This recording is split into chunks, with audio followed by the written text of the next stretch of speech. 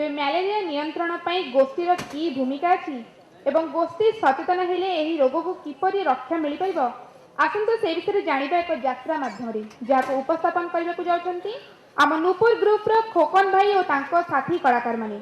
आपण माने जानछंती कि खोकन भाई को नेतृत्व में नुपुर ओडिशा रे जन सचेतनता कार्यक्रम पई नाटक उपस्थापन करी अत्यंत लोकप्रिय होईछि खाली एतिकि नुहे डान टीवी तथा लेखा भली कार्यक्रम उद्देश्य रे सचेतनता सृष्टि पई नुपुर रो अवदान उल्लेखयोग्य अटे तेबे आसंतु एक जोरदार करताल दे स्वागत करिबा हम खोकन भाई एवं तांको साथी कलाकार माननको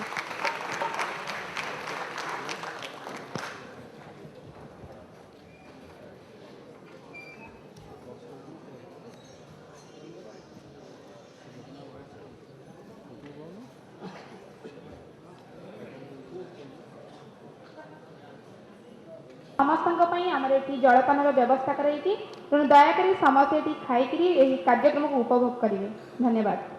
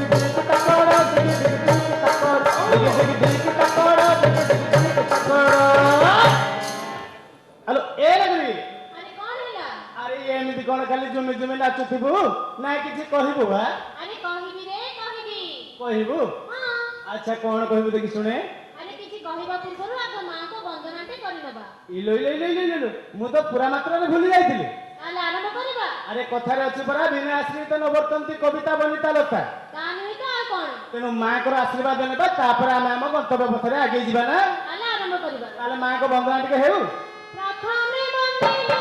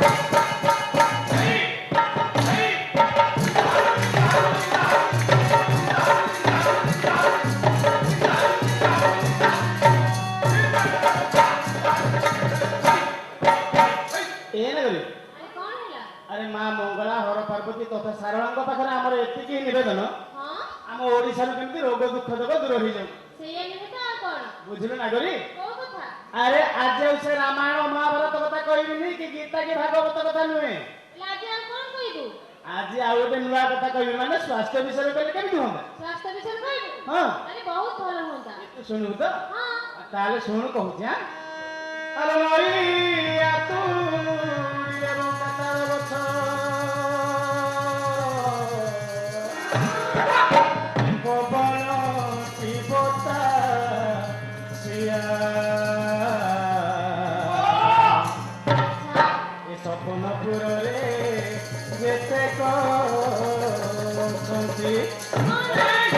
सपनपुर रे जेते छंती आलो सरे तो फटिया कहा तुम कहि केते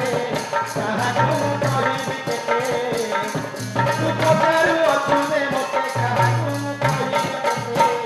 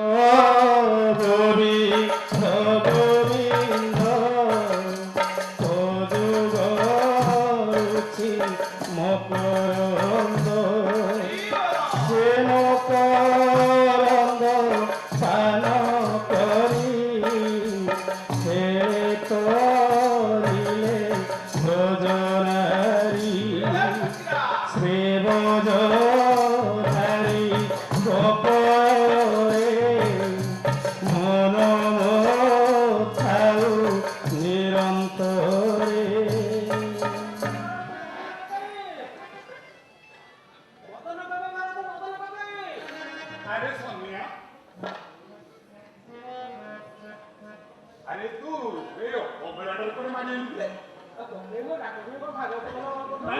ସରିବା ହେଇଥିଲା ନା ତ କଥା ଶୁଣିଥିଲି ରୁଟି କହିଲେ କ'ଣ ହେଲା କୁଆଡ଼େ ଆସିଲ ପା କହିଲି ଟିକେ କ'ଣ ପକେଇ ଯିବା ଆମର କୋଠର ପାଖରେ ଗାଁ କଲ୍ୟାଣ ସମିତି ମିଟିଂ ଆଜି ହବ। ଆରେ ହେ ସନ୍ଧ୍ୟା ମୁଁ ପୁରା ପାଶୋରି ଯାଇଛି ଆଉ ଆଜି ପା ଗାଁ କଲ୍ୟାଣ ସମିତି ମିଟିଂ ଅଛି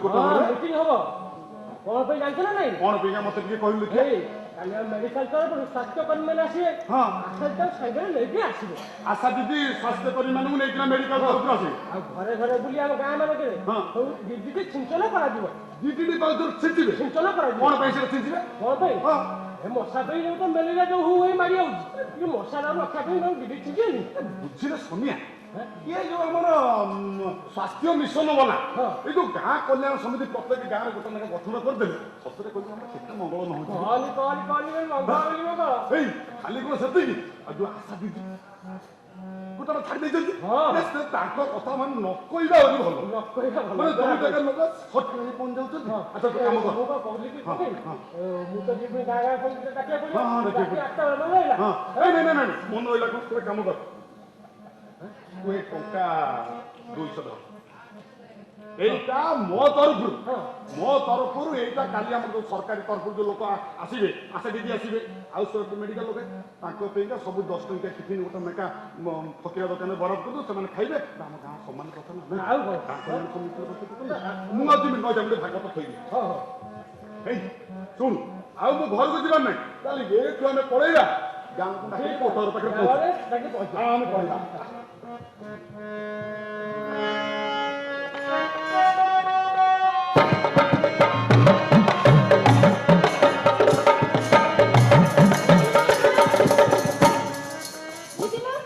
ଦିଦି ଆସନ୍ତୁ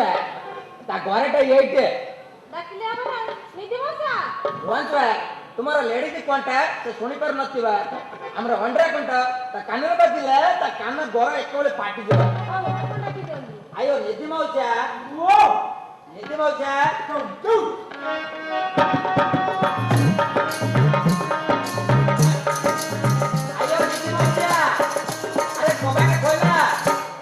କବାଟ ଦେଇନି ବୁଝିଲୁ ମୋ କିଣିକି ନାହିଁ ପେଲିକି ପଶି ଆସ କଣ ମୁଁ କିଣିକି ରଖୁନି ବୁଝିଲୁ ମୁଁ କ'ଣ କରୁଥିଲି ପଘାରେ ବାନ୍ଧୁଛି। ଓହୋ ତାହେଲେ ତମେ କବାଟକୁ ପେଲିଲେ ଖୋଲିବା ପେଲିକି ଆସ ଆଇଓ ଦେଖେ ତମେ ଟିକେ ମତେ ପେଲିଲା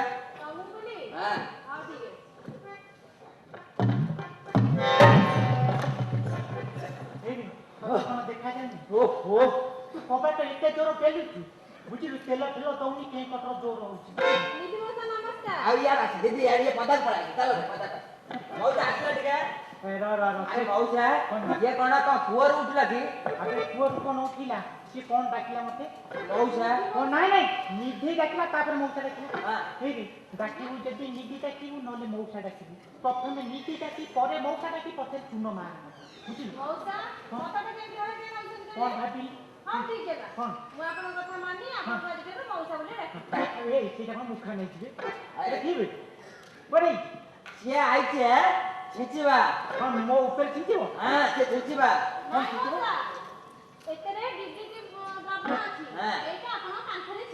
ମୋ କାନ୍ଥରେ ତମେ କେହି ଛିଞ୍ଚିବ ମୋ ଘରେ ମଶା ହେଲେ ତମର କ'ଣ ହେଲା ମତେ ହେଲା ତୁମ ମୁଣ୍ଡ କାଇଁ ମିଳୁଛି ମଉସା ମୋ କଥା ଟିକେ ଶୁଣ କ'ଣ ଶୁଣୁ ତମେ ଯଦି ଆମ ଗାଁରେ ରହିବ ତମକୁ ମ୍ୟାଲେରିଆ ହବ ସେମାନେ ତମକୁ ହେଲେ ଆମ ଗାଁରେ ସମସ୍ତଙ୍କୁ ହବ ସମସ୍ତଙ୍କୁ ହେଲେ ଆମକୁ ହବ ଆମକୁ ହେଲେ କ'ଣ ଭଲ ହବ? ତମେ ଗାଁରେ ବାଡ଼ ପକେଇକି ତାଙ୍କୁ ଜଗ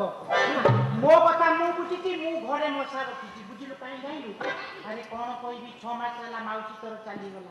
ଘରେ ଏକୁଟିଆ ରାତିରେ ଶୋଇବାକୁ ଭାରି ହଇରାଣ କିରେ ସେମାନେ ରହୁଛନ୍ତି ଗୁଣୁ ଗୁଣୁ ହଉଛନ୍ତି ଉପରେ ବଉଛନ୍ତି ମୁଁ ତାକୁ ବାଡ଼େଇ ଦଉଛି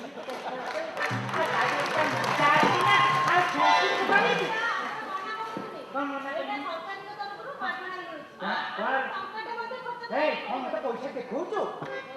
ପଇସା ଦେଖିଲି ମାଗଣା ବିଜୁଳି କ'ଣ କହୁଛୁ କ'ଣ ମତେ ପଇସା ଦେଖୁ ଆରେ ମଉସା ମୋ କଥା ଟିକେ ଶୁଣ କ'ଣ ଶୁଣୁ ତମେ ଟେଙ୍ଗି ଟେଙ୍ଗି ହବ ତମେ ଟେଙ୍ଗି ଟେଙ୍ଗି ହବ ତମକୁ ସମ୍ମାନ ଆମେ କହୁଛେ ମଉସା ଏଇଟା ସରକାର ପଠେଇଛନ୍ତି ଏଇଟା ଛିଞ୍ଚି ଦେଲେ ମଶା ମାଛି କିଛି ହବାନି ତମେ କଥା ବୁଝୁନ କାହିଁକି ମୁଁ ଏମିତି ଥରେ ନାହିଁ କରିଦେଇଛି ମାନେ ମୁଣ୍ଡ ବାଡ଼େଇ ଦେଲେ ମତେ ଏମିତି ହଁ ଭରିବ ନାହିଁ ନା ହେଇପାରିବନି ତମେ ଯାଅ ମଉସା ଆମ ପାଖେ ତ କଣ ବାଣ ଜୀବନ ନାହିଁ ମଶାନ କରିବି ମଉସା ଜୀବନ ନାହିଁ କୁହ ମଶାନ କରିବି ମଶା ଲଗେଇଦେବ ଏଇ ଠିକ ମଶା ଲଗେଇଦେବ ଠିକ ଏଇ କୋଉଠି ଲଗେଇଛି ଏ ହଁ ନା ଆସିବ ଠିକ ଅଛି ମଉସା ଆପଣ ଯଦି ଚିନ୍ତା କରି ମନା କରୁଛନ୍ତି ତାହେଲେ ଆମେ ଆଜି ଏଠାରୁ ଚାଲି ଯାଉଛୁ ଆଉ ସମୟ ଆସିବ ଆପଣ ଯେତେବେଳେ ଅସୁବିଧାରେ ପଡ଼ିବେ ଏ ଆଶା ଦିଦିକି ନିଶ୍ଚୟ ଯିବେ ଆଉ ସେଥିପାଇଁ ମୁଁ ଆଜି ନିଶ୍ଚୟ ସାହାଯ୍ୟ କରିବି କୋଟ ମିଳି ଯାଇଛି କୋଟ ମିଳି ବୁଲିବାକୁ ତ ଭାବ ମାନେ ଗୋଟେ ନାକ ଲଗାଉ ବେଶୀ କଥା ନାହିଁ ସିଆଡେ ଧାନ ଖାଇଦେଲି ଲେଳା ପକା ସେଠି ପକେଇ ପାରିଲେନି ମୋ ଘରକୁ ଏଗୁଡ଼ାକୁ କାଟିଲି ମୋ ଭଣଜା ବାହାଘର ତ ଦେଖିବାକୁ ଯାଇଥିଲି ମୁଁ ରୋଷେଇ ଟଙ୍କାରେ କରିବି ସିଆଡେ ପୁରୀ ମିଳିବ ଖାଇବି ରାତିରେ ରହିବି ତାକୁ ବାହାଘର ଯାଇ ସିଆଡେ କାର୍ଯ୍ୟ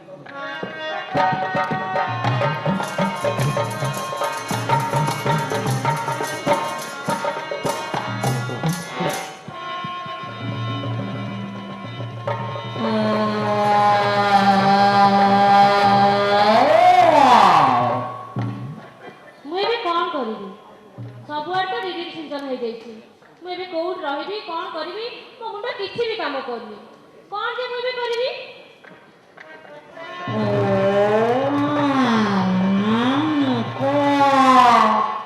ହେଇଟି ଇଏ ମୋ ବ୍ୟାଗଟା ଯାକ ବଢି କପି ଖୋଜି ଆସିଲି ତମେ ଏଇଠି ମୁହଁଟାକୁ ମାରିକିନା ବସିଛ କାହିଁକି ବସିଛ କହିଲ କାହିଁକି ବସିଛି ସବୁଆଡ଼େ ଦିଦି ଚିନ୍ତନ କରିସାରିଲେଣି ଏବେ ମୁଁ କୋଉଠି ରହିବି କ'ଣ କରିବି ସେ ବିଷୟରେ ଥରେ ଚିନ୍ତା କରିଛ ଆଉ ଏଇଥିପାଇଁକା ରାଗିଛ ଆଉ ରାଗିବିନି ରାଗିଛ କି କଥା କହୁନ ମୋରେ ଟିକେ ଚାହୁଁନ ଲାଗିଛି କଥା କହୁନ ମୋରେ ଟିକେ ଚାହୁଁନ ସରି କହୁଛି ଶୁଣ କରୁଛି କଥା କାମନ ଭାଙ୍ଗୁନ ସରି କହୁଛି ଶୁଣ କରୁଛି କଥା କାମନ ଭାଙ୍ଗୁନ ଲାଗିଛି କଥା କହୁନ ମୋରେ ଟିକେ ଚାହୁଁନ ଆଉ ହେଲା ବାପା ରାଗ ଭାଙ୍ଗ ମୁଁ ସୁଣ୍ଡା ଧରିକିନା କହୁଛି ମୁଁ ତମ ପାଇଁ ଗୋଟେ ବଢିଆ ବ୍ୟବସ୍ଥା କରିକି ଆସିଛି ମ ଏ ବ୍ୟବସ୍ଥା କରିଛ ଏଇଠି ଆମ ଗାଁରେ ସିନା ସମସ୍ତେ ଡିଡିଟି ପାଉଡର ପକେଇଛନ୍ତି କିନ୍ତୁ ଏମିତି ଗୋଟିଏ ଜାଗା ଅଛି ଯୋଉଟାରେ କି ଡିଡିଟିର କିଛି ବି ଗନ୍ଧ ନାହିଁ କୋଉ ଜାଗା ନିଧିବୁଢା ଏ ନିଧିବୁଢା ସରକାରୀ ଲୋକକୁ ଭକେଇଦେଲା ଆଉ ତା ପଛପଟା ବାରି ପଛପଟେ ସୁନ୍ଦୁରିଆ ସଫା ପାଣି ସ୍ଥିର ପାଣି ଯୋଉଠି ତମେ ଭଲ ଭାବରେ ଅଣ୍ଡାଟି ଦେଇପାରିବ ଆଉ ବୁଦୁବୁଦିଆ ଗଛ ଅଛି ସେଇଠି ରହି ତା ଘର ଭିତରକୁ ଯିବା ବାଡ଼ିକି ଆସିବା ଘର ଭିତରକୁ ଯିବା ବାଡ଼ିକି ଆସିବା ବୁଝିଲ ତାହେଲେ ଖୁବ୍ ମଜା ହବ ଆଉ ଡେରି କରନି ଗରମ ହାତ ଚାଲ ଏଇଠୁ ଆମେ ନିଧିବୁଢା ଘରକୁ ଅଭିଯାନ ଆରମ୍ଭ କରିବା ହଉ ଚାଲ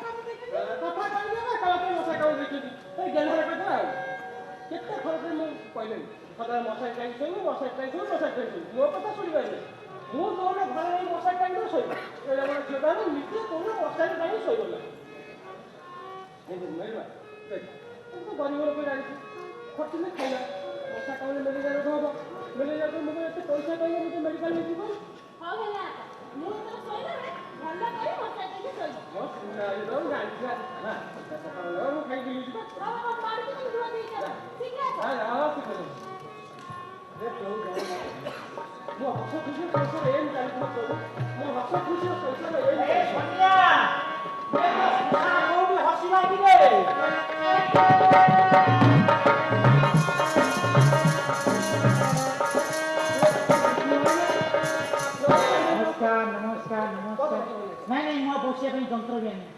ବୁଝିଲୁ ମୋତେ ଆଉ ବସିବାକୁ ସମୟ ନାହିଁ କଥା କେମିତି ବୁଝିଲୁ ଝିଅ ବାହାଘର କଥା ମୋ ଝିଅ ବାହାଘର ତମ ଭଉଣୀ କହିଲେ ସେଥିରେ ଆସିଲା ଝିଅକୁ ଦେଖି ଯାଇଥିଲ ହଁ ପୁଣି କହିଲ ପୁଅ କୋଉଠୁ ଦେଖିବା ପାଇଁ ଆସିବ ଆରେ ପୁଅ ଆସିଥାନ୍ତା ତୁ ତ ଜାଣିଛୁ ପୁଅ ମୋର ଚାକିରି କରିଛି କୋଉଠି କହିଲୁ ପୁଅ ଚାକିରି କରିଛି ମାଇନିସ୍ କେନ୍ଦୁରେ ଚାକିରି କରିଛି ଭଣଜା ବୁଝିଲୁ ଓ କେଉଁଠୁ ସିଏ ଫୋନ୍ କଲା କହିଲା ମାମୁଁ ମୁଁ ଯାଇପାରୁନି ତମ ଆଖି ଯାହା ଦେଖିବ ସେଇଆ ହଁ ସେଟା ପୁଣି ମାମୁଁ ଦେଖେଇଲା ଭଉଣୀ ଦେଖେଇଲା କଥା କହିଲି ଆଇଲା ବେଳେ ନା ତ ଘର ବାଟ ଦେଇକି ଆଇଲା ହେଲା ଇରେ ମୋ ଭଣଜା ଜାତକ ତୋ ଝିଅ ଜାତକ ପକେଇନି ଏକା ଥରେ ରାଜଜଟକ ହଁ ପୁରା ରାଜଜଟକ ଅଧାନେ କହିଲେ ଏଇ ମାସକ ଭିତରେ ଯଦି ବାହା କରିବି କର ନହେଲେ ଭଣଜାକୁ ମୋର ଆର ମାସରେ ଯୋଡ଼ା ବର୍ଷ ବର୍ଷ ପଶିଲେ ପୁଣି ଆଉ ଗୋଟେ ବର୍ଷ ଅପେକ୍ଷା ବର୍ଷେ ଘୁଞ୍ଚିଯିବ ଏ ସୁଯୋଗ ମୋ ପାଖକୁ ଆସୁଛି କରିବି ନାଇଁ ଏଇ କହୁଥିଲି ଭାଇ କିଏ ବୋଲି ଝିଅ ଆଗକୁ ଅଛି ନା ପଛକୁ ଜମି ଝିଅ ଆରେ ତୁ ତ ଜାଣିଛୁ ମୋ ଜୀବନରେ ମୁଁ ଯେତେଟା ବାହାଘର କଲି କେହି ଗୋଟେ ବି ଶାନ୍ତିରେ ନାହିଁ ବାବୁ ମାନେ ଇଏ ଦୌଡ଼ରେ ମୋ ମଲାଣି ତ କାହା ଶାଶୁ ତାକୁ ବାଡ଼ିରେ ହାତ କରେ ବୁଝିଲୁ ଦେଖିବା ତାପରେ କ'ଣ ହେଉଛି କ'ଣ ହେଇଛି ମୁଁ ତାହେଲେ ଜାଣିଛି ତୁ ମନେ ରଖ ଏଇ ମାସ 15 ତାରିଖ ଭିତରେ ବାହା ଏଇ ବର୍ଷ ଏଇ 15 ତାରିଖ ଭିତରେ ଯୋଗାଡ଼ କରିଚାଲ ତାହେଲେ ମୁଁ ଚାଲିଲି ତାହେଲେ ମୁଁ ଦଉନି ଚଳେଇ ଦେବା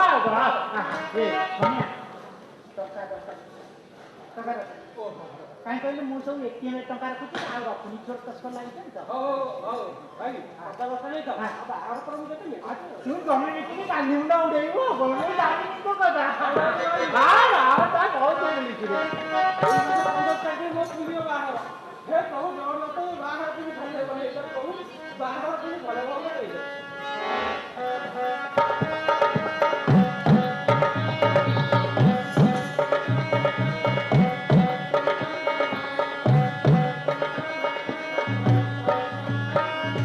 ହେଇକି ବୁଝିଲ ଗୋସେଇ ଇଏ ବଢିଆ କଥାଟି ତମେ ସପନପୁର କାହାଣୀ ଚୈତାଳି ଗଲା ଆରମ୍ଭ କଲେ ତମେ ଠିକ ପଛକୁ ଧରିକିନା ଆଗେଇଲ ଗାଁ ଗାଁ ବୁଲିକିନା ହେଲେ ଗୋସେଇ ଇଏ ସମିଆ ତା ଝିଅକୁ ତାଗିଦି କଲା ମଶାରୀ ତଳେ ଶୋଇବାକୁ ତେଣେ ନିଦିଆଟା ସରକାରୀ ଲୋକକୁ ଘଉଡେଇ ଦେଲା ନାଇଁ ହେଲେ ଦି ଜଣ ଯାକ କେମିତି ଚଳୁଛନ୍ତି ଟିକେ ସେଇ ବିଷୟରେ ମତେ କହିଲେ କେମିତି ହୁଅନ୍ତା ହେଲା ବାପା ମୁଁ କହୁଛି ତୁ ଟିକେ ମନ ଦେଇକିରି ସେଇଠୁ ଶୁଣୁଥା ଶୁଣ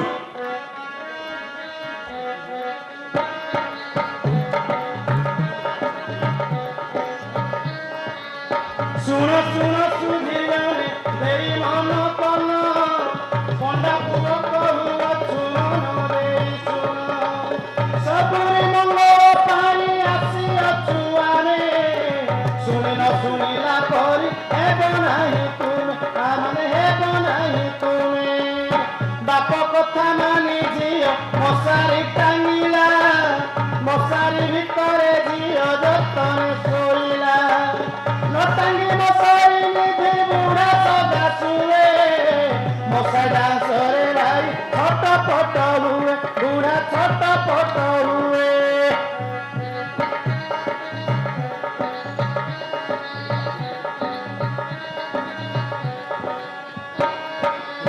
ରାତି ହେଲେ ମଶା ମାନେ ମାଡ଼ିବେ ଆସନ୍ତି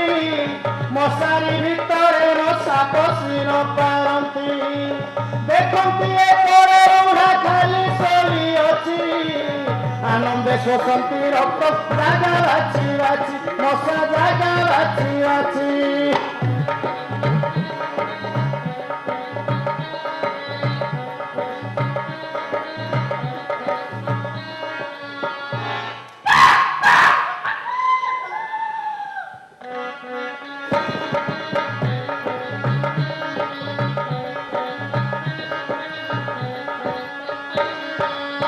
ଏହା ପର ଘଟଣାଟି କହୁଅଛୁ ଭାଇ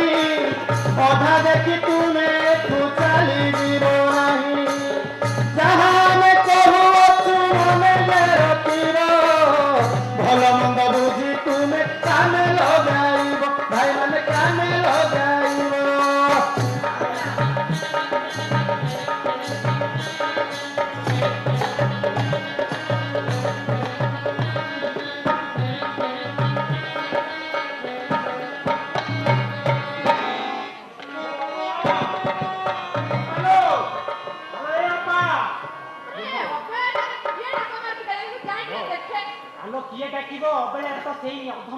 ଆସିବ ଡାକିବ କିଏ? ଅପା ମୋର ନାଇଁ ନା କଣ କୁଆଡେ ଯାଇଛି ବୋଧେ।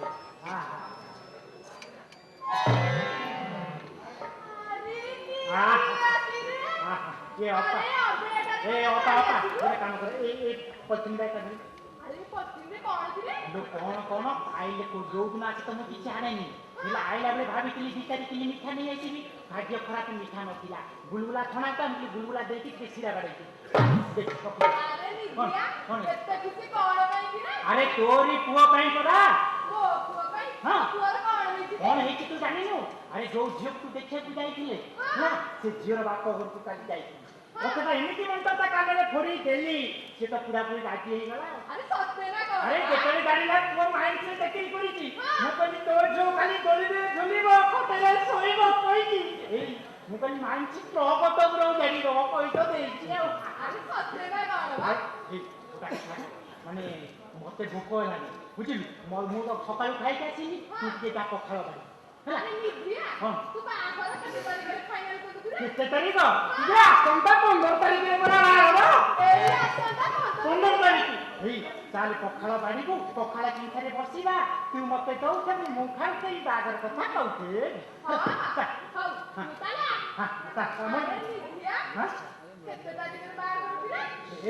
ଅପାଲୋ ହେଇ ତୁ ବଡ଼ କଣ ପିଟିଆ ବন্ধୁଛି ଏବେ ତୁ କଣ ଘରେ ପକେଇଛୁ ନା କଣ? କଣ ହେଲା? ତୁ ଚିଠି ଦେଲୁ ଚିଠି ଦେଇଛୁ ତୁମେ ତୁ ଚିଠି ଦେଲୁ କାହିଁକି? ଚିଠି ଦେଲୁ ସିନା ମଶା ଆଉ ଆସିବି ତୁ ଏ ଫୋନ କାହିଁ କଲୁ? ସବୁବେଳେ ମତେ କଥା ପଚାରୁଥିଲି ଏ କଥା ପଚାରୁଥିଲି ସମୟ ଫୋନ କରୁନି।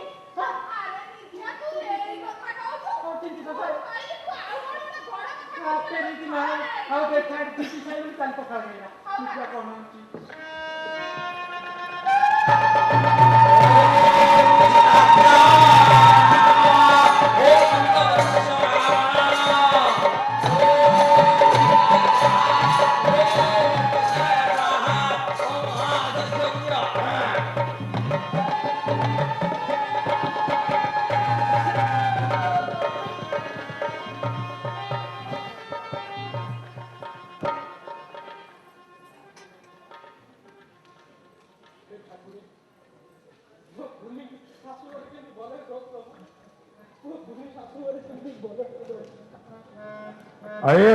ସନି ଆଇ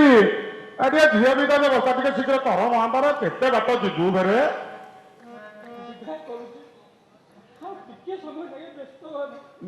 ବ୍ୟବସ୍ଥା ଶୀଘ୍ର କର ଟିକେ।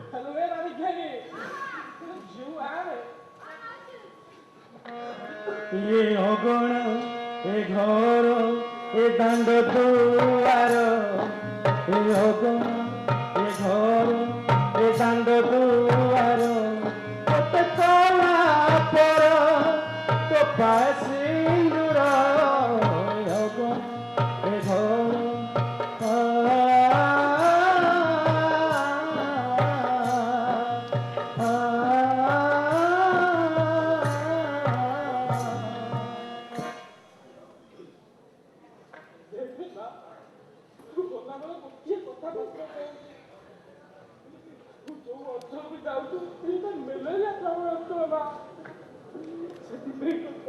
ମଶାରୀ ମୁଁ ଦେଇଛି ସବୁଦିନେ ମଶାରୀ ଲାଗି ଶୋଇବୁ